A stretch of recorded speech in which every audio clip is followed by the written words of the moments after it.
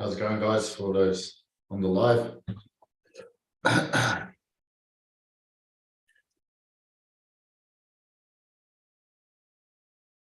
right, so we're here to discuss all things how to have a successful business and why it matters that you train as well as a coach. I think is a key theme here. You went on the mission of becoming a national level weightlifter recently, and then you achieved that goal and started talking about running across New Zealand. I think that's kind of a good place to start. But for those who don't know much Dylan's background, we've been working together since 2016, was it? Yeah. 7 years ago. Yeah. And Dylan at the time was starting a business, online training shearers. So he was really like way ahead of his time to have such a niche online business. And he coached a number of world record holders in sheep shearing, which when people first hear, they're like, well, like, what even is that? But once you look at the physiological data behind it, it's actually pretty hectic. Dylan then opened his first gym and ran a successful gym, which he still has in Brisbane, evolved, and then began mentoring coaches and has been doing that for the last 2 years now. Dylan? Yeah. And that's just continued to evolve and progress. And a lot of people that I've worked with over the years have been involved in what Dill's doing there. He's been getting some amazing results. People from there's guys some ATGF coaches as well, and Uncommon Success that have done some work with Dill. And just recently he bought Jordan Potts's gym there on the Sunshine Coast, which is now the Culture or Culture. That Culture, yeah. Yeah, the Culture. Yeah. I thought it was. So yeah, now got 2 gyms and mentoring coaches and doing plenty of other stuff as well. Just run an event there with Mitch, Pike and a bunch of a lot of coaches in the network at his location there on Sunny Coast. So yeah, thanks so much for making some time to share a bit about the journey and more importantly, pass on some of the wisdom to help coaches out there who are earlier on in their journey. Yeah, cheers, brother. It's funny when you read that out. It's sort of sometimes you get a bit down on yourself and a bit hard on yourself, and then it's probably because you've done a lot of things and you just forget to look back on it sometimes. So yeah, 100%, man. Like it's crazy when you think about it, how far it's come and how much you're doing at the moment. Like I'm looking and you're going back and forward to the United States as well, and the expansion that you've gone through and looking after your family as well at the same time is probably a theme that we can talk about. But I know you really put a lot of emphasis on that being part of the journey as well. So I think the place to start is sort of like, where do you get the belief to go after all this? Like, what gives you permission to have multiple online businesses, multiple gyms, as well as having a family, when I think so many men feel as though they just, they couldn't go after something like that. Like what's given you that permission? I guess, bro, there's probably a few things in that, and I guess now just thinking about it, sort of bringing it to the surface is, I guess I have an advantage where I grew up poor, sort of grew up with not too high expectations, and almost, like there was nothing necessarily holding me back because there was probably nothing in front of me. And I think when you really look at it, having that sort of thing, it's almost a gift, because you can only go up, and once you start to go up a little bit, you often find that you can continue to go up. And maybe the other thing is probably just this, I don't know if it's ego, I don't really know what it is, but knowing that 7 generations ago, one of my great ancestors, my tipuna, he was the chief of the South Island, and he was one of the paramount chiefs who signed the Treaty of Waitangi. And I was sort of recently bought into the thing of like, shit, we used to own the whole South Island, why not buy it back? So I think part of that, just feeling like maybe I have a part of me that's had that in me as maybe a chief, and the other part is just like I never have anything to lose. Yeah. I've been thinking a lot about that as well, like the power of your ancestry and what your ancestors have been through. And some of them I probably don't know much about, and maybe I don't know how much you know about other parts of your family history, but Mm. just calling on that idea that, okay, we've been through really challenging times at certain stages in the past, like I can get through this, and knowing that you're the result of that success and sort of wanting to do that proud and wanting to continue that name, I think it was something that was really strong just a few generations back, and a lot of men don't feel like that today. There's a lot of damage between father, son, and then grandparents living at a distance, and great grandparents, being older. I think with people having children later, all those sorts of changes mean that we don't tend to look at that, but it is the Goggins thing, right? Like, there's quite a few people that are playing on it, but Goggins is a good example. Like when he wants to really find the best of himself, he goes to his last name. And that's like, my ancestors would have dealt with this, and maybe that's a place to draw some power from and to draw some confidence from, of like, we've done well to get here, and I'm going to do the name proud. I'm going to do the family proud. What does that look like then, day to day for you? When are the times where you kind of have to call on that at the moment? Like, what's the struggle or the challenge that you're leveraging that towards? Yeah, man, I guess it's just constantly refining, what's worth embracing the challenge for. And I think a big part of it is, when you just sort of read out or, said what we've done, I was like, fuck, it's almost, to me, I was like listening to it and I was like, shit, I have done some things. But I think the biggest thing is, there's a really, really good quote, and I think it was Marvin Hagler. It's like, it's really hard to get out of bed when you're sleeping in silk pajamas. And quite often I've gone through a few stages of that where you're doing pretty well and you're pretty comfortable. And it's always just going back to that purpose. Like, what is worth getting out of bed for? What is worth going through the hardship again? Because ultimately, like, I don't have to continue to pursue. And even that right now, like having Mitch here and talking about some of the things we want to do, that's getting me really, really excited. And sometimes when you've achieved stuff, and I don't know if this is a gift or a curse, is like, you're almost like, cool, we've done it now. What's the next thing? And just constantly sort of looking back, and I guess in the end, all I want to do is die knowing I lived a life worth living. And so when it is tough, and when you're going through the middle, and probably this year was actually a relatively big challenge where we took on the second gym, and we sort of expected to have, staff right off the bat. And then, going from not really coaching a lot in person because of sort of running all the online stuff, to having to coach an extra 30 hours a week, plus do my online businesses, plus run the other gym, plus all of this. From basically the last 6 months was, wake up at 4 a.m., leave the gym at 7:30, go to sleep ideally by 8. Oftentimes it wouldn't happen. And, you're running on fumes most of the time. But I think the whole 6 months, I actually felt really full of energy. And I believe it was just because I felt like I was doing something worthwhile.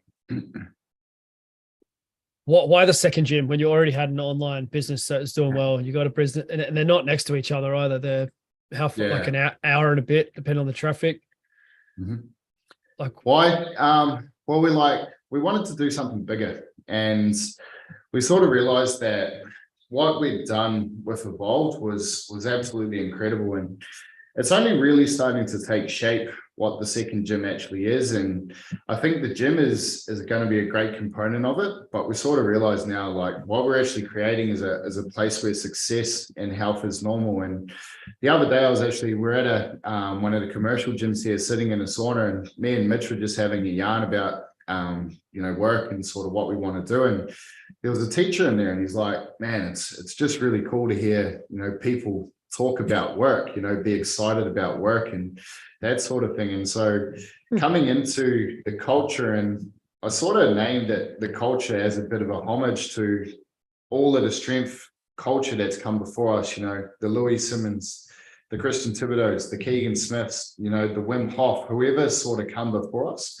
And it was a bit of a homage to that. And I originally thought this place was going to be a homage to strength and conditioning, but I think now it's evolving into a hub for success and health, which takes a far bigger shape. And it's basically an empty shell. And me and my partner, Jess, were just looking for something that a little bit bigger, you know?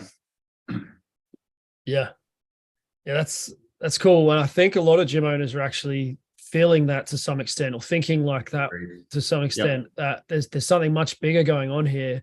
Like people come because they want to lose some fat, but they stay because it's the only place they go to where they're expected to actually be good and show up as, you know, they're valued. And it's a place where you work hard, where even a lot of workplaces, as the guy's saying to you there in the sauna, like the places of mediocrity where kind of looked down on, or, you know, it's confusing to people if you're actually really enthusiastic about your work, which is, yeah, that's kind of funny to me, because I love what I'm doing. I spend, you know, I can't wait to, when I get, it's nighttime and I have to go to sleep, it's always a bit like, man, I wish I could just keep going, you know? So it's like, to think that a lot of people don't get to live like that. And maybe the only time they get into that environment is when they come and see someone like yourself, or someone like what Mitch had set up in Canberra, you know, in his time, and probably all of the real movement gyms, like to a large extent, like that was probably what we were doing more so. We were setting up the local positive culture success hub, and the way we express that is, you know, the most obvious and clear way to express that is through physicality, because you don't have so much negative conditioning around it. There's still some negative conditioning, I guess, of like, you try hard if you exercise, and if you eat healthy, then, you know, you're not having any fun in life. And it's all that sort of conditioning is there, but it's probably not as strong as the negative conditioning around money and finances and talking about money and wanting to be wealthy and wanting to have a successful business. Like those things are probably even more, there's probably even more negative conditioning about that. The idea of, setting up physical locations with this, you know, what I think we're running parallel, as a lot of us do, right? Like I started talking about these villages and such, and then, you know, Nico started building his thing, and now he's run the Bali Time Chamber, and that's sort of parallel to what I'm working on here, and what Lyndon, you know, what we're working on in Vanuatu. But this idea of like success gyms or success hubs is so something I've been thinking about with Uncommon Success, because now we've got these villages, and some of the guys have even opened up like Airbnb, where you can stay at their house. Like they're literally like, if you're in town, you know, come and stay. And it's not like Airbnb in the fact of like it's $100 a night, but in the fact of like, I've got a spare bed and you're welcome. And guys have been using that, traveling across America, staying with each other, meeting each other. And I've been thinking about, like, how do you incorporate that into a gym? Like that's probably the shortest path to really going deep with this is, and even having the possibility that you stay in the gym, and probably not telling the council about it in Australia. It's the most regulated country in the world. But what if that was an opportunity? Like, I think that there is this next wave coming of, well, we had CrossFit and we had 13,000 gyms around the world expand around. All right, let's train hard. Let's value work ethic. Let's learn new things in the gym. But now you've had this new wave of podcasting, positive media, and people are ready for something else. And BJJ is probably the main place that it's flowed into physically. But you know, what could this success hub look like? Like, what are you guys been masterminding on in the sauna? What is it? You know, how does it manifest? Yeah, so many ideas, and I guess what we're sort of doing is like we're starting to create events. Like a couple of weeks ago, we ran an event called a Glow and Flow. And so all it was just a glow in the dark yoga. But two people came purely from Facebook, and they're like, look, if we weren't here, we would have gone to the pub. So we really thank you for this. And that gave me a little thing. And it was something that, you know, I almost had a little tear in my eye, because it's like, when you have a blank canvas, you can create art. That's what came to me. And just watching this event where, you know, it was a glow in the dark event, all you could see was the glow sticks, whatever, and it was just flowing and it was just art. It was absolutely beautiful. But the other thing we sort of started to look at, and I think having all of the coaches here on the weekend, I think we had about 20 odd coaches here. Everyone was just buzzing with possibility, you know, and just having that vibe around, that energy around was absolutely massive. A couple of other things we sort of toyed around with or having a look at is maybe like a co-working space as well. And I think that could be potentially one of the avenues, and something like, hey, look, you come here, you can work 4 days a week, you pay for the co-working space. And then that time, you can have access to great strength and conditioning, you can have access to ice baths, sauna, whatever, good nutrition. It's all there for you. And it's just about attracting people who are looking for a high quality of life. And that's where I really think we're starting to go. And I truly believe that the events and, that ability to attract people who want that higher level of existence, that's where it's going to head. Yeah. Yeah. I know there's a lot of people looking for it. Like, a lot of the sales calls that people are coming and inquiring about, what is this thing you're doing with Uncommon Success? By the time they understand it, they're like, man, thank you. Like there's nothing out there like this. The sales part of the sales script that Mav is using, he talks to people. He says, have you tried something like this in the past? And the most common answer he gets is, there is nothing like this. Like what? How would I try anything like this in the past?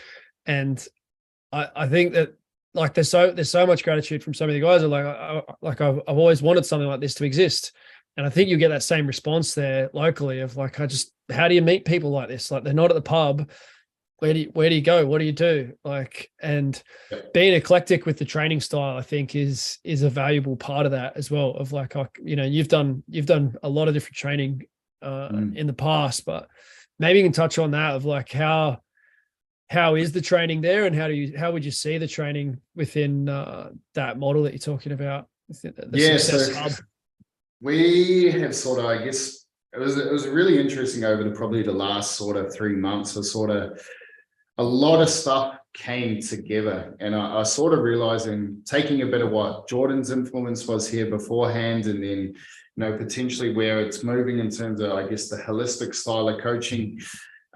We sort of came up with a program called the Unfucking Killable program. And it started off, because 90% of the population is barely alive. And it's like, cool, we're going to get you to a point where you're actually living. Okay. So it's like, cool, we get your blood pressure sorted, we get your heart rate going, we get you actually showing up to the gym, and then you're actually living. You've probably got a half decent quality of life. From there, we sort of transition where it's like, cool, we're going to make you hard to kill. This is where we start to push performance, where it's like, cool, let's get your squat up to, 2 times body weight, whatever it is from there. But we also make you metabolically flexible. So we start to dive into things like a little bit of fasting, start to really work on that insulin control and that glucose control. And then from there, our final level, and this is where I start to get excited, is the unfucking killable. And that's where we just go for like a level of physiological flexibility. So it's like handling extremes of temperature, being able to work with carbon dioxide, work with oxygen, glucose and ketones. You're able to just go, no matter where you're at on the end of the spectrum, you're just anti-fragile. But when we sort of get to that point too, and this is to me a 2-year process, anyone can sort of get there, is like, what's your Everest? What's the thing you want to conquer? And I know for me, like my first sort of Everest was the weightlifting, and taking that further than I believed I could at the time, and actually probably achieving more than I ever thought I could, was something that it's not so much the barbell that you learn from, it's all of the lessons along the way. It's all those limiting beliefs. It's, I had a time when I was going for a PB jerk, and all I could think about was, oh, my back's sore. I can't hit this jerk. My back's sore. And I just remember saying to myself, I was like, shut up, man. Your back's always sore. Cool. I hit the PB and my back never hurt again. It's wild. My back has never hurt since. And I'm sure people like, go get an MRI, man, go get a scan. I'm like, look, man, I probably know what it's going to show, but I've dealt with that. It's gone now. And so just that learning and that journey along the way, and even to have that when I did go to the States to compete, I woke up that morning and I had I woke up with a terrible fever, massive headache, and I'm pretty sure it's probably partly dehydration or whatever, and all of that sort of stuff. And I remember my partner Jess, she's like, look, you can have a fever, you can be sick, but you can't have it today. And so I got up, got out of bed, got on the way in, sort of that sort of stuff, and then had probably one of the best performances of my life. I was fine. And just all of those little things. Yeah, and I had to earn it over and over again. And I think, like that journey took me a lot longer than I wanted it to. It also took me a lot longer than I anticipated, but I ultimately believe that was the journey I needed to take. And so Yeah. if we can give people a fraction of that, whatever Yeah. pursuit it is, whether it's climbing the local mountain, whether it's climbing Everest, whatever it is, that's what we want to give. I love it. I want to go into like being financially unbreakable, and if you're creating a co-working space and a success hub, then it probably is going to bring in that question of, what are you doing financially and what do you want to do financially? And I think that is it is a topic that should be discussed more. We're kind of encouraged not to talk about sex, not to talk about politics, not to talk about economics, not to talk about money. And they're probably all the things that we need to be talking about to have better lives. And so I want to get to some of them at least, but staying on the physical, like that feat in itself and that idea of, look, I'm just going to get through this no matter what. I've been working with Ben Patrick on the other end of the spectrum, where a lot of the conversation is, let's do everything pain-free. And it can become the thing of like, oh, I'm really looking forward to the point where I have no pain in my body. And I think that actually creates a fixation on pain in a lot of ways. And it's like what you learn about with the subconscious mind. I think I learned it from Bob Proctor, is like, the negative is not understood. A lot of people are talking about like the negative is not understood. So if you say, I don't want to be in pain, all you're thinking is pain. And even saying pain-free is, you're still saying pain. And so what you really want to be thinking about is just function and being able to do great things. And I love the John Bros line about this, of like, your body lies. Like, today it's your back, tomorrow it's your wrist, next day it's your shoulder. Who gives a fuck? Just get on with it. And but both of those conversations need to coexist within your brain. And that is like the true sign of intelligence, is like, yeah, I'm working towards pain-free and I'm going to do smart stuff to reduce the pain and improve the quality of the tissues in my body. And on the other side of the equation, I do not give a fuck. I am going to execute this no matter what. And if you can do both of those things, then amazing things are possible. And I don't believe we should take it to the extent of Goggins. I don't want to drive myself into surgeries. I don't want to drive myself into, some of those things. Maybe that's soft. Maybe it's just intelligent of not wanting to be involved in the medical system too much. But give us some thoughts on like that toughness side of things for coaches, because I know a lot of coaches, they are in pain because they tend to be the person who does want to work hard in the gym. Like, what comes off for you, like with that? Man, that I think two sides. I think you nailed it, man. And probably going back to, like what we sort of looked at the start of, like what drives you, and it's sort of, pain's always going to be there. Just accept it. Just acknowledge it. Just say, hey, I see you. Cool, but not today. Not fucking today. And that little thing of just accepting it and saying, hey, look, I can use this as something to be better. It's like, cool. All right, my back's sore. All right, do it better, and use it as the reason to be better rather than the reason to stop. And I think in terms of constantly searching for pain-free, you see it in general population all the time. They're sore from sitting on a chair. And it's like, I can't go to the gym. My back's already sore. And it's like, well, it's because you've been sitting down all day long. You're sore from doing nothing. And I think in terms of, I sort of looked at, you always look at the best, and you sort of maybe look to people who are enhanced or not, where you sort of look at some of the Bulgarians or the Chinese and the amount of strain they're putting themselves through, and it's like, they're not allowed to feel pain, but, there's something to it. And even when I was sharing and when I finished sharing, I knew to myself at that point in my life, I wasn't tough enough to be a sharer, and my whole sharing career was, we had all of the old guys sort of going out of sharing, and they were tough as nails. Their badge of honor was like, hey, I worked 200 days in a row straight, or I saw in the outback sharing 200 sheep every single day for 200 days. That was their badge of honor. How tough could they be? How mentally strong could they be? And how much pain could they put themselves through? When we came into the industry, it was like, nah, you got to avoid that. You got to be smart. Like, these old cunts don't know what they're doing. And now I've sort of flipped to the other side. I was like, there's a point where you do need to just toughen up and get the job done.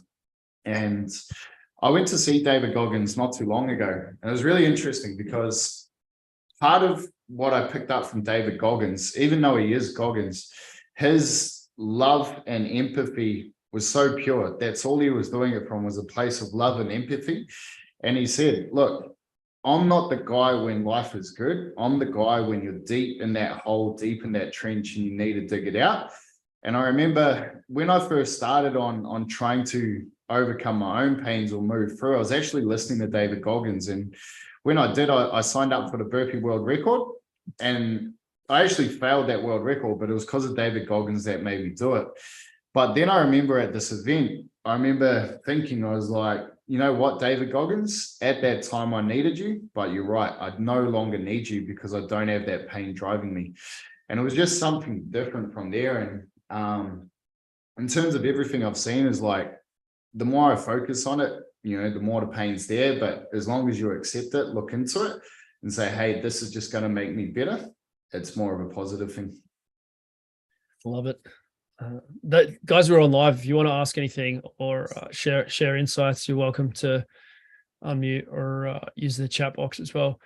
But the idea there, I think there's the 3 levels. I think it's good. The Bruce Lipton idea, there's 3 levels: energetic, mechanical, chemical. You should address things on the 3 levels. Okay, my back hurts. What's going on energetically? What's going on mechanically? What's going on chemically? Sometimes it can be because other aspects of your physiology are off, that your back hurts. It's not necessarily a purely mechanical thing.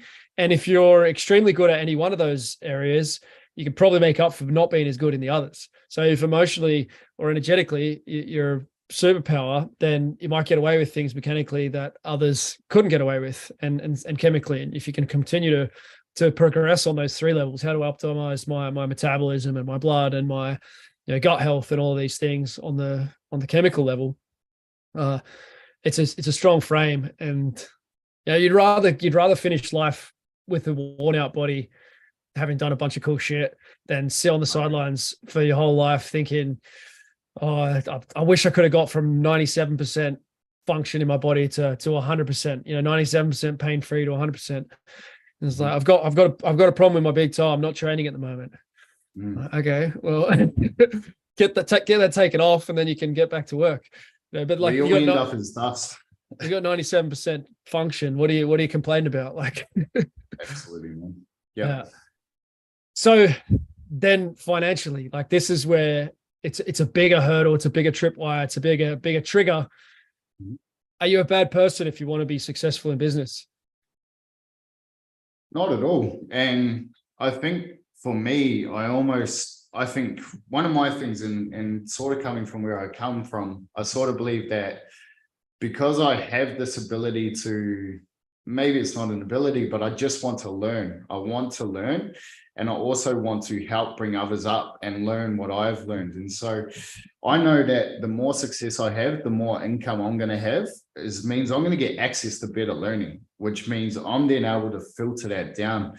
And one of the worst things I hate, or the biggest things that I really want to see be gone, is the tall poppy syndrome. And having the ability to speak about money openly, if it does bring up whatever block you have, or, whatever sort of pain you have, it's like, look into it and start to think, cool, this guy here, he's sort of figured out some way of doing stuff. And I truly believe now, any one of my friends, I can make them healthy.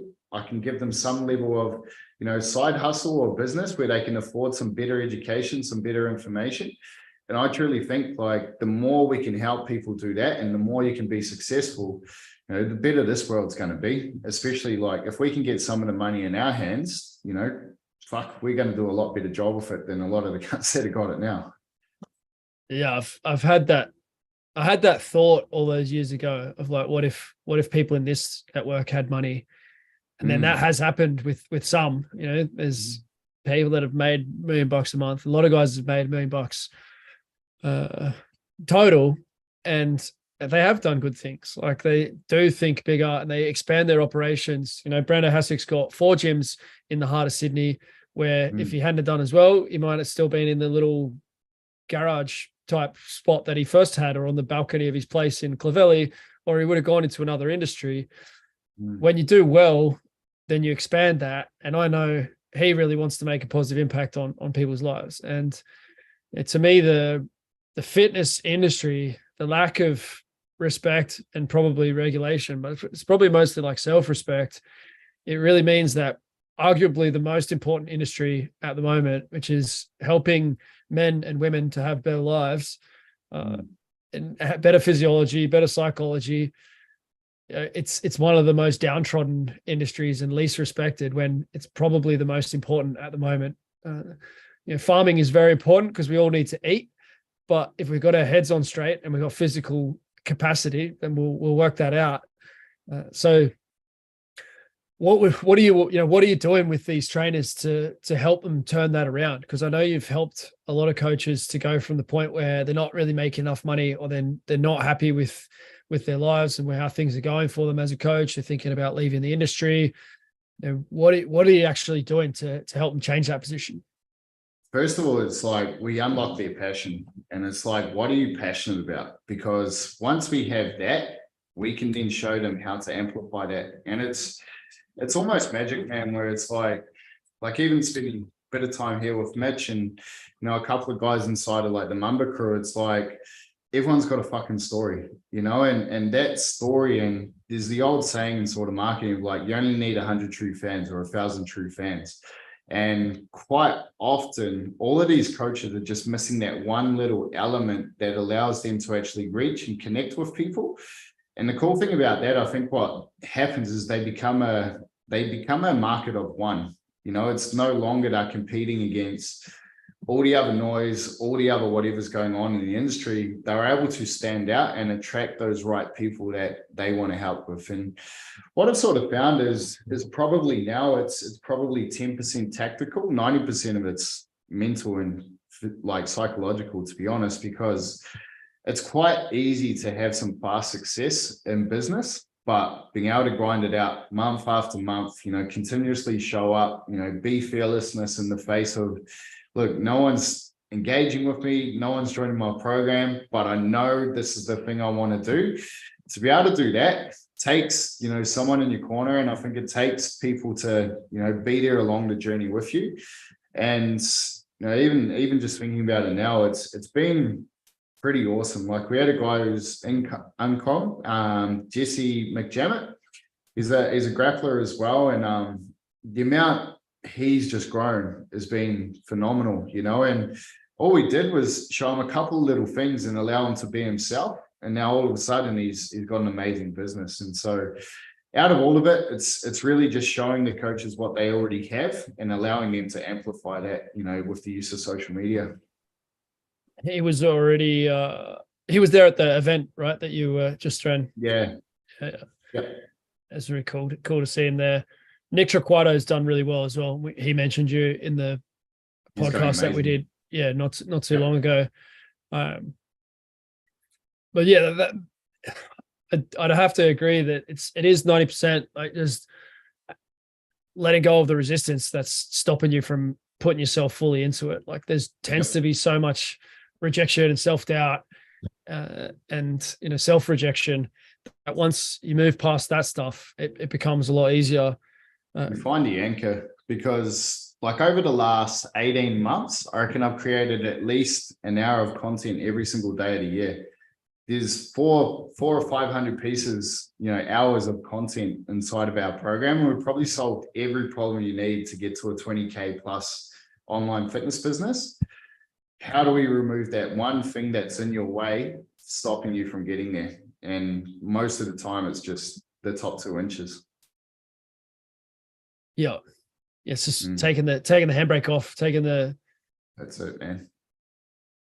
So do you want to share some of the tactical stuff then in that 10% of like what if someone's listening, they have an online business or they're an online coach, what are some of the things that you've seen working well lately? I think the thing that you mentioned there that I should double click on and make sure is emphasized is the idea that you don't have to have 100,000 followers to have $100,000 business. No. Far from it. Like, you actually don't have a massive following. I don't think you're going to take offense to me saying that. Like, a lot of some people don't get tons and tons of likes. Some of them do, but you don't have a huge following. but you have a business better than 99.9% of personal trainers.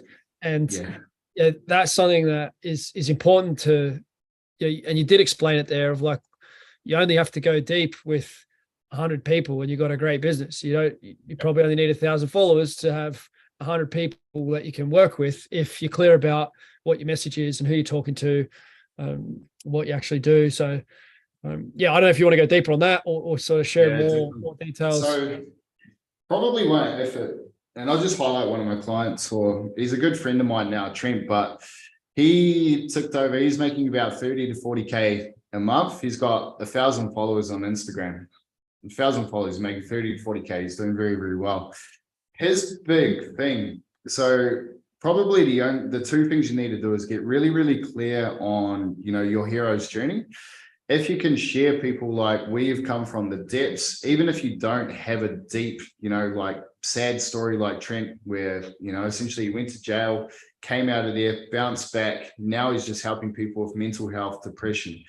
That's what he buys into. And for all of you guys here, and it was a great thing that I sort of learned, being part of Real Movement, is just be a product of your product. Share your journey, be a product of your product, and show up every single day. And probably the easiest way to do that tactically is, especially if you're using something like Instagram, is just share your day on Instagram, but don't share it from the perspective of looking at it like a training log. So it shouldn't be a training journal. It should be a valuable piece of content where it's like, hey, cool. I woke up this morning, chucked a couple of steaks on the barbie. This is what I'm having for my breakfast. This is why, this is how I'm cooking it, whatever. Then it's like, cool, I'm going into my mobility session today. If you have this problem, this little session will be helpful for you. Then maybe go into a little bit of your philosophy, maybe about how you're living your day. Maybe you got up to some journaling, meditation, maybe you're reading a book. Just share what you're doing throughout your day, because especially on Instagram, you can, when you create a wall post, that's to capture attention. You can put out, some value posts, you can put out, some story posts, whatever you want to do to capture attention.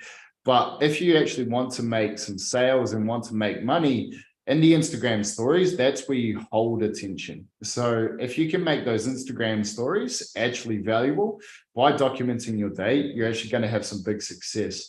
Other thing too, if you don't have, a lot of social proof with your clients, I know a lot of coaches, if you're just getting started, it's like maybe you don't have hundreds of transformations.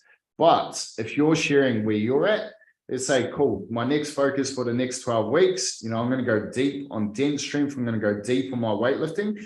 This is where I'm at. I'm going to share my journey along the way. Come along with me. Cool. You're going to find people who want to come along with that journey. And that's essentially all you're doing from a coaching perspective, is inviting people along on the journey with you. If they resonate with what you do, that's when you can start to make money from it. Yeah. There's a lot of wisdom there. If you can show that you can do something yourself and they think, yeah, well, that makes sense, and I'd like to be living like that as well. It can really be an advantage to be a small account, because when it's a big account, people don't expect you to be there. Like if people message my account, and I only got 75,000 followers, it's not like a 1 million follower account, but people don't expect me to answer. They're often like, who is this and whatever. And so there is an advantage to being smaller, because it's like they actually think that you're going to care, you're going to know their name, and you're going to work with them. So as much as a beginner coach might wish they had a huge following, there's actually disadvantages in it, because people don't think that they could work with you or that they will be able to connect with you personally. And so that idea of, okay, well, let's build a relationship. It's okay to say, I'm looking for my first client to work with this, and we're going to work closely one-on-one, and we're going to do a weekly call. Like someone's looking for that handhold personal thing.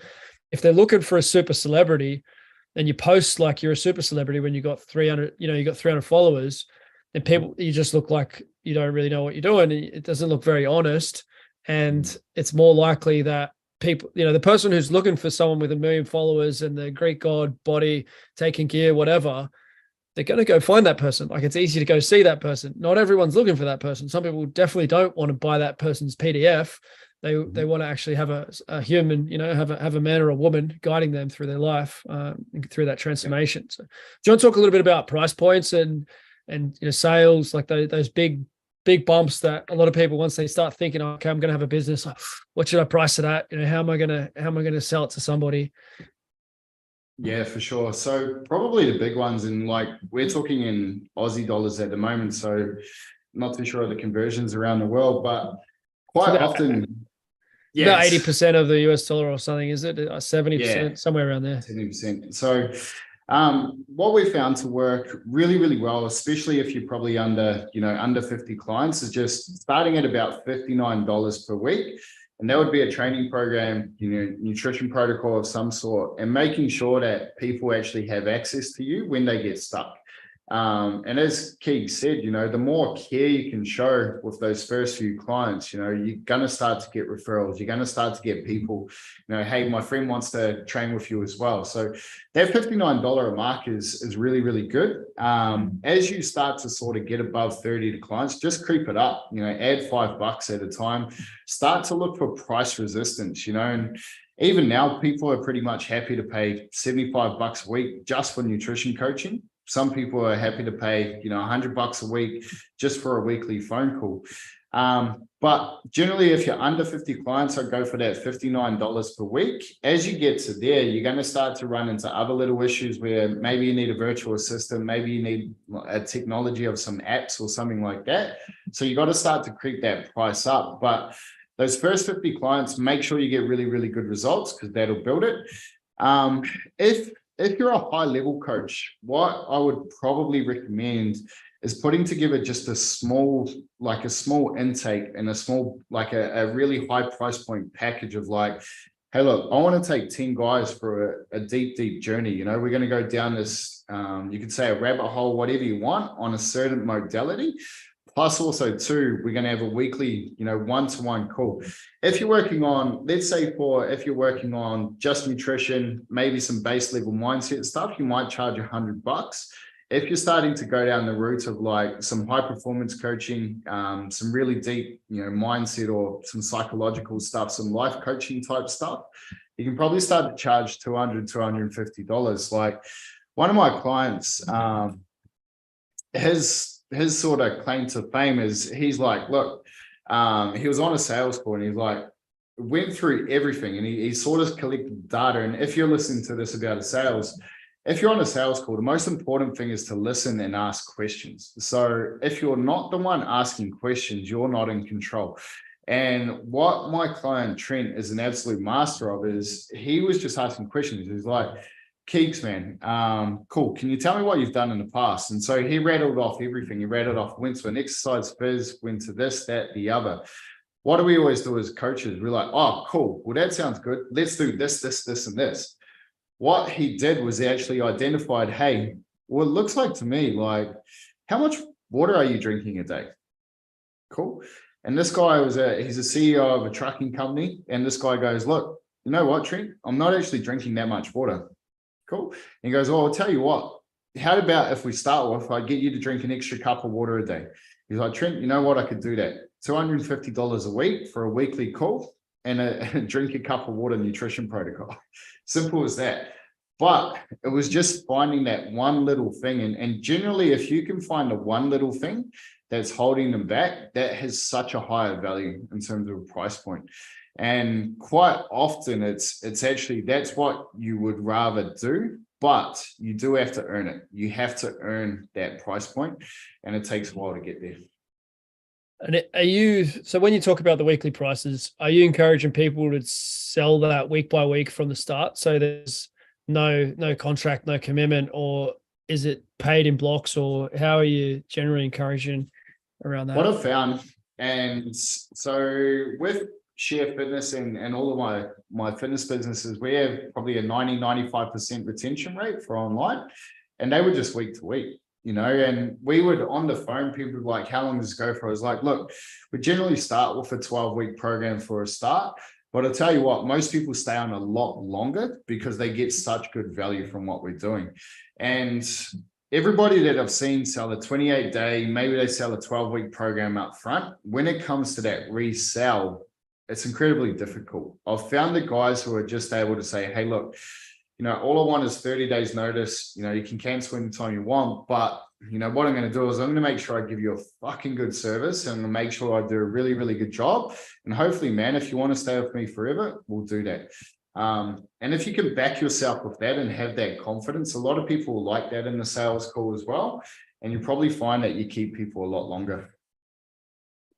Yeah, it's an interesting way of doing it. So you're pretty much just charge them for month one if you're saying this 30-day, and not that, I mean, they can always, if you charge them weekly, then they can go and cancel it on their end if they want to, if it's a direct debit. And yeah, it's also at the point, like, once you know that, hey, look, cool, maybe I lose a client, but hey, look, there's 2 or 3 more out there as well, and that's the beauty. Once you sort of have that ability to market and generate 2 to 3 sales per week, your life changes forever. You just know from full confidence that your income and your destiny is in full control, because you're able to show people, enough value that they realize they should pay you. Yeah, 100%. I wonder if there's questions there, thoughts, guys that are on. I know Justin's just getting his business off the ground. Kevin's down there in the restaurant here in Montenegro. He went through an online trainer education course and was thinking about getting his online stuff going. He's just turned 22, young man. And he just wanting to cross that threshold that you're talking about. If you can make a couple of sales a week, like you're pretty much free for the foreseeable future. Like you can do what you want to do, live where you want to live. Kevin, did you have a question there, man? If you want to take yourself off chat. Yeah. So basically what I was saying is, like, what's the approach to that system when it comes to priming content plus like social proof content throughout the week, like via stories and posts each day of the week? And then, like, is there a specific template each day that you suggest in your program to follow to lead up to that social proof, and then to lead from the social proof to, booking a call? It's kind of like you're priming the audience to, oh yeah, this guy really knows his stuff. He's giving some value on, say, a Monday, then a Tuesday he has a direct DM after the social proof was shown. Like, yeah. Cool, man. So you've got 2 ways to capture and hold attention. Generally, with your wall post, that's where you're going to capture attention. So we will normally do on a Monday, we'll do like a connection or a story post of some sort where it's telling about, your journey, maybe something you've been through.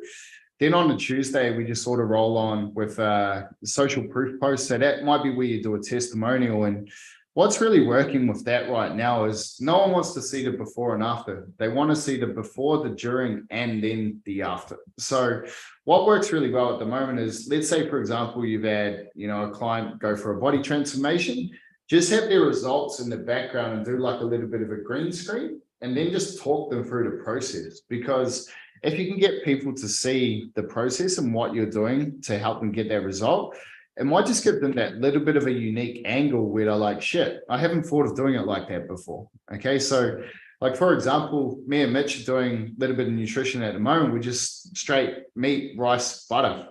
Cool. Super simple. Cool. The lessons we're getting from that, though, is like, shit, I actually attach fun to food. I'm like, God, I'm sick of chewing this rice. It's boring as shit. But that little insight that allows me to then now think, oh shit, I don't need food for fun. It just gives me that little insight. And sometimes it's that in terms of the social proof where someone's like, oh, I've never thought of it like that. Shit, that's interesting. That will get more people to reach out to you. On Wednesday, you sort of want to do a little bit of behind the scenes. So say, for example, now you're on this podcast, you could just be like, hey, look, just on a podcast, leveling up to see how I can improve my skills, learn how to get better results for my clients, that sort of thing. So show that the education you're putting in, show the work you're putting in, so that people can see that you're a person of value, so that they can think, hey, shit, this person's onto it here. Thursday, you'll go into like a value post, which could be just like, your general 3 tips, where it's like, hey, look, if you're looking to get this, then do this so that you can have And that probably the last bit there, that so you can have, it's just that's when you touch on the emotional points. So for example, it could be like, if you're looking to drop, 4 kilos in the next 4 weeks, so that you can feel confident the next time you're out, with your friends, then do this. Okay. And so having that little bit of emotional content with the tips post is really, really important. On Friday is we generally will go something like a relatability post. And this is probably the one thing that will help you get more clients than most of it, is like, hey, this person's like me. How can you create a piece of content that makes someone think, hey, I relate to this person, they understand me, they get me? Because if you can do that, 9 times out of 10, they'll buy you as a coach, not your coaching. Okay. And so that can work really well. If you're looking to generate conversations, generally it comes from your Instagram stories. So it's like using polls, have you been to Montenegro? Yes or no? Cool. Anyone that engages, cool. When was the last time you were in Montenegro? That's it. And it's like, oh, what are you doing? And you just start conversations from there. You can also use social proof, or you can use your own journey. It's like, hey, look, I'm just about to embark on a weightlifting journey. I'm looking for 5 guys who want to come along with me. Would you like to jump on it? Yes or no? Super simple. You just invite people in. It could be something if you do have a really good lead magnet as well. So it could be like, hey guys, and this is one way, like when you look at the industry now, and I know sort of behind the scenes of some of the stuff, like the PDF coaches and the coaches that sell, just the program, that sort of model is seeing quite a sharp decline at the moment. So one way you can sort of defeat that is give away the PDF for free. Give away that really low level stuff, because you want to sell a high ticket item, which is the actual coaching. If you're a coach that does have the skill set and the knowledge and maybe the coaching to be able to charge $100 to $200 plus, give away the training. Give away the training, because then you can get them on the calls, then you can get them into the higher level coaching stuff. And the training is just there to support their physiology, and then you can tap into their psychology. And that sort of stuff is working really well. But generally, in terms of it, man, is your Instagram stories. That's where you start the conversations with things like polls and just getting people opt in. Do you do a rotation of, say, like what you said about the PDF, where like it's a carousel, where say week 1 of the month I have I'm giving away a PDF of how to approach nutrition on week 1, then week 2, week 3, week 4, and then you rinse and repeat this cycle of, oh, hey, if you want XYZ PDF, just send me a DM, and then you can give it for free. Like, obviously that's going to open doors, but do you suggest that in your program, or what's like your approach to giving out the free PDF? Do it until it stops working, man. That's probably the simplest answer. And like I had about 2 or 3 things I just put on rotate forever, basically. And it's like, you may try a dozen things, but once you sort of got, one of my things that worked really well, and I tried this across a couple of niches, was like, my first sort of, I guess you call it like a 2-step post was, hey guys, I created a video on how to create an elite mindset for sharing. Drop a comment below. If you'd like it, I'll send it over to you. That got like 800 comments. It absolutely blew up. And I was like, cool, maybe I'm just sort of fluking this because it's sharing and there's no one else in the industry doing it. Maybe I just got lucky. So what I did was I changed it to, hey, if you're looking to build an elite mindset for on-field performance as an athlete, comment below and I'll send it over. And I think that was, my original one was on Facebook. This one was on Instagram, and that got about 50 comments. So once you sort of hit a couple of things that work really well, you just keep rotating them until like they stop working. Yep. Another thing to know, like probably a really, really good thing for you guys is like, if you are creating carousels, just take notice of your analytics, like how many people are saving it. If your saves are starting to increase, that means that people find that valuable enough to save for later. If they're not saving it, it's probably like you're either 1, not in front of the right people, or 2, the content you're creating is just not hitting them up. Yeah, makes sense. Yeah. Cool. And when it comes to like, you're saying like show behind the scenes and like you've a green screen and you're walking through the, the before and after and the during is what they want to see.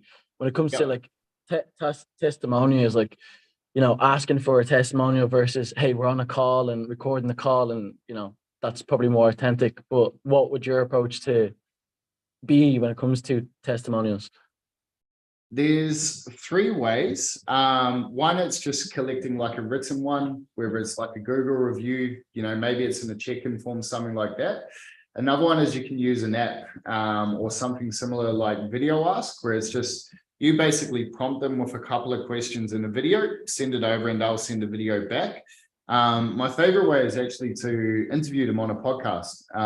So it could be a 15-minute podcast where it's like, hey, Kevin, bro, thanks for coming on. Man, I just want to sort of unpack, over the last 12 months, you've sort of gone from, average strength, now you're strong as shit. Cool. Let's unpack that, bro, because I know there'd be a lot of people out here who really enjoy it.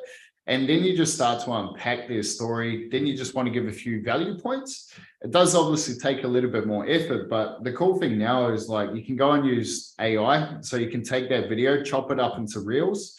There's a heap of stuff, and that could be your whole content strategy. It could be, 10 posts throughout the week from that one little podcast.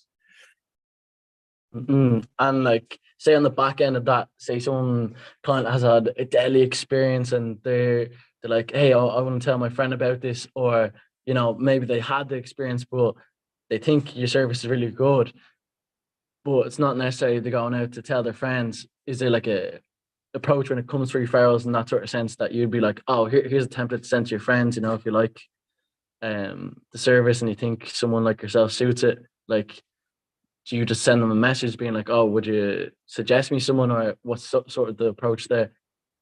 Yeah, a couple ways. So one, you can just be like, hey, Kevin, man, what was your friend's Instagram? And then it's like, cool. Are you all good if I like shoot them a message, or maybe we can connect in like a three-way chat? So you just put everyone into a group chat. That's probably the best way, because like one, they may not see their friend for a while. Maybe two, they forget, they start talking about the weekend rather than training. There's all those sorts of things. Or you can just incentivize them. So it's like, hey, Kevin, bro, look, man, if you're keen for like a free couple of weeks of training or a free month of training, if you want to get your friend on board, I'll give your friend a free month and I'll also give you a free month. And so it's just give them a really, really good incentive to actually go and get their friend on board. But the biggest thing is, and like we live in a world where everything's just distraction. So it's like, just try to make it as easy as possible for them. A really good one is like that first one I said is like, hey, Kevin, bro, man, what's their Instagram? How about I just get us in a quick chat and I'll set it all up for us. If they join, I'll tell you what, I'll give you a couple of weeks free as well. So like, give them that incentive, make it easy for them. Because just think like, even us as fitness professionals or, coaches, whatever, like to a point, our sales skills they're not exceptional, but they're good enough. But your friend or your client's sales skills are guaranteed are pretty bloody poor. So getting them to sell their friend is probably going to be really difficult. You have a better chance. Yeah. That's it's all true. Yeah. Cool. Good questions, man. Love it. It's what I love about the Uncom crew kicks. They're always asking good questions.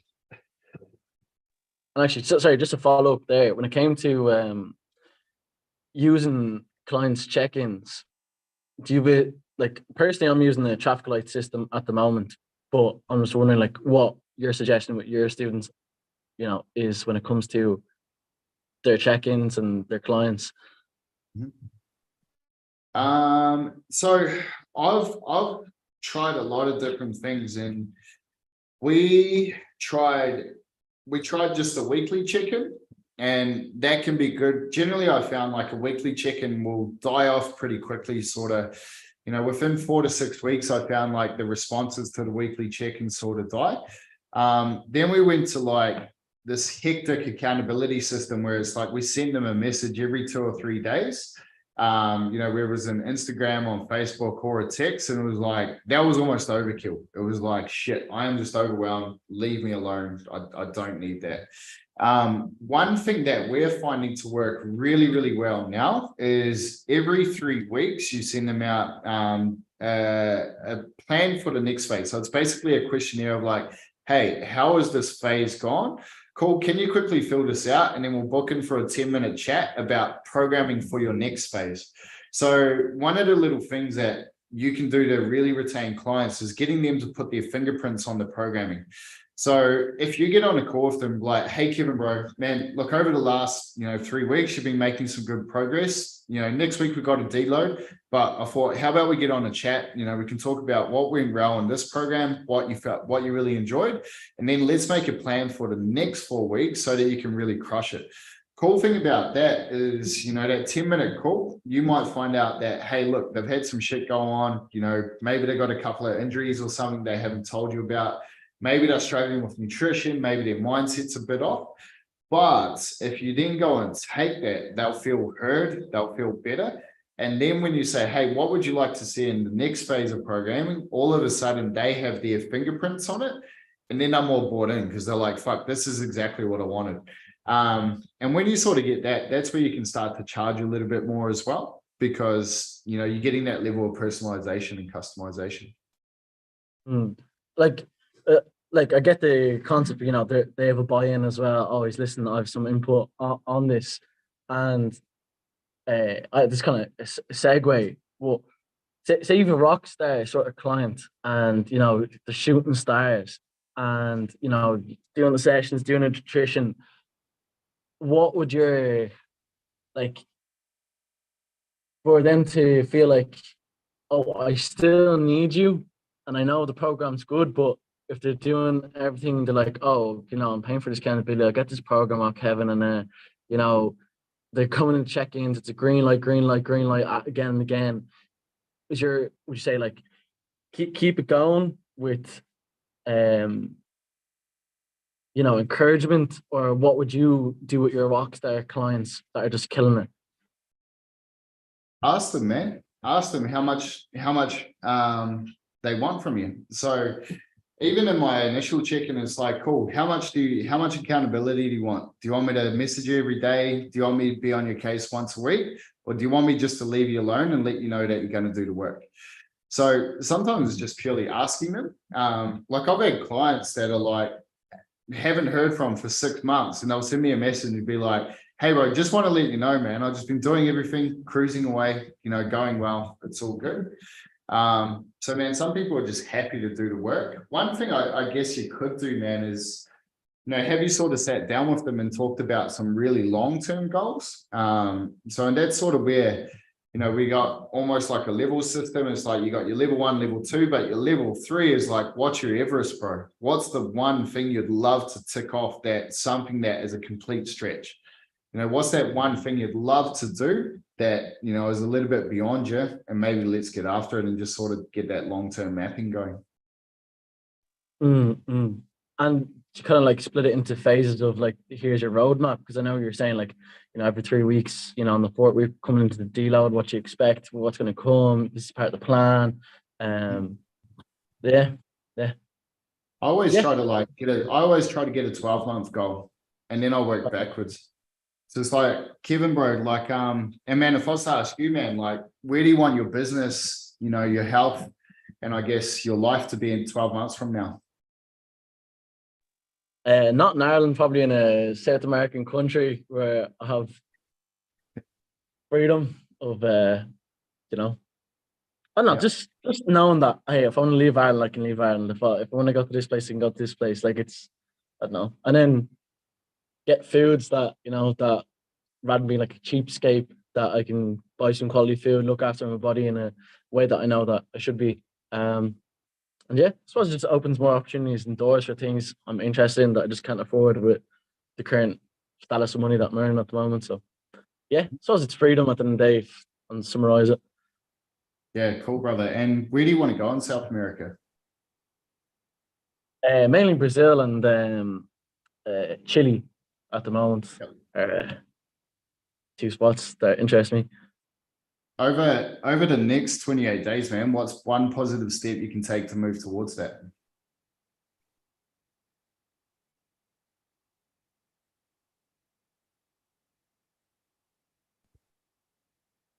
Increasing the input of money making activities, because that's what's going to drive the outcome that I want realistically, since it's money. And if you were to double down on that, man, how long would it take you to get to South America?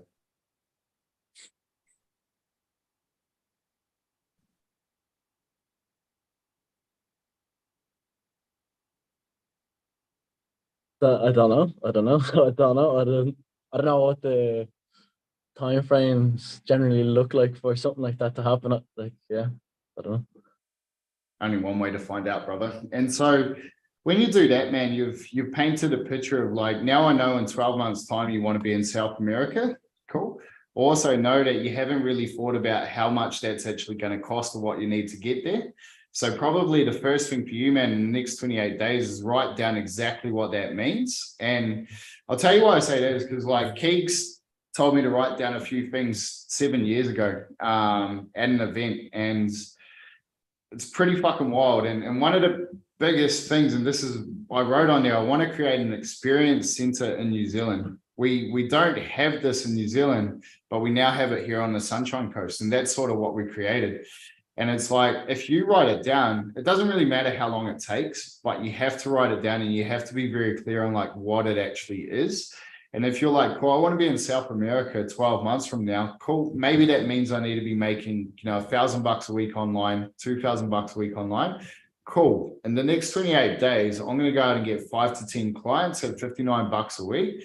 Cool. That's a couple grand a month. You're starting to do all right. Then you're like, all right, in 6 months time, if I keep this up, I'm going to have, 8 grand, 10 grand a month. Boom. I'm in South America in 6 months rather than 12. And it's just a matter, man, of writing it down and just setting a bit of a map for it. But you can do that with your clients as well, because now all of a sudden you've painted the picture of, that long-term goal. And you just work back, man, and you just sort of let them know like, hey, cool, man, like I'm here for you to go all the way to Brazil. We're not just here to, do the next 12 weeks. We're here to fucking, crush some life. Cool. Yeah. I get you. It's future proofing in a sense, yeah. And what sort of things was did you write down and then that's came into fruition?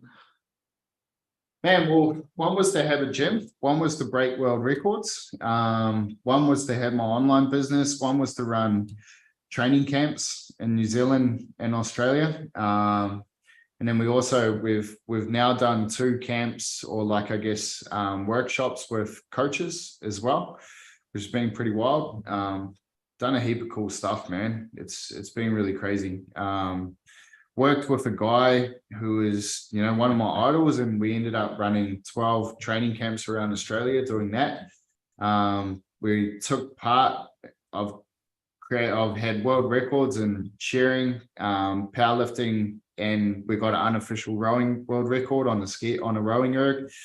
Yeah, now we have 2 gyms. It's pretty wild. The things that I haven't done was have that gym or that experience center in New Zealand. And I haven't worked for my tribe in New Zealand. So that's sort of coming together, and off the back of the Bali time chamber. That's probably the big thing. Seeing what they're doing there and then wanting to create that in New Zealand is what I really want to do. Is that what you mean by the tribe aspect of things? So like I'm a Māori, so like native New Zealander. So like our tribe, essentially it's a big business, but our tribe is the richest tribe in the world. So yeah, it's pretty cool. Cool. That is pretty cool. Sweet. Yeah. Cool, guys. Yeah. Sweet team. I think that's us for tonight. Guys, thank you for your time. If you want to find me, just follow me at Dylan Mamba Fowler on Instagram. And to Keeks, if you're still there somewhere, thanks for the time and the opportunity. See you later, guys. Have a good one. See you, man.